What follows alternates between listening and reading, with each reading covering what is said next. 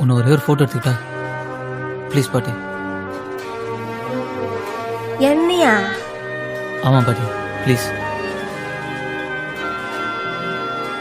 ஒன்னுன்னா எவ்வளோ வேணாலும் எடுத்துக்கோ.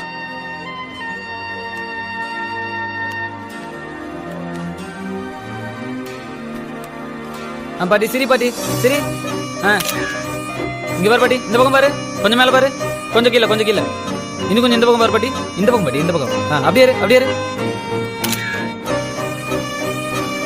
பாட்டி. இங்கே பாரு, என்ன பாரு, இங்கே பாரு, கேமரா பாரு கேமரா.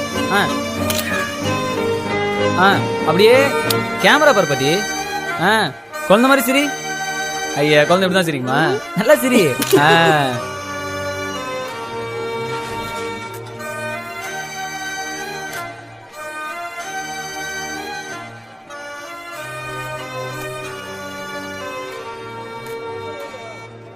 அம்மா, நான் இவ்வளோ அழகாவா இருக்கேன்?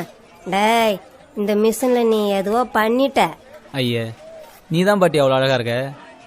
வாடா, தினமும் கண்ணாடில் பார்க்கறேனே, அதில் இப்படி இல்லையே. ஐயா நல்லா தான் பாட்டி இருக்க, இது பொய் சொல்லாது.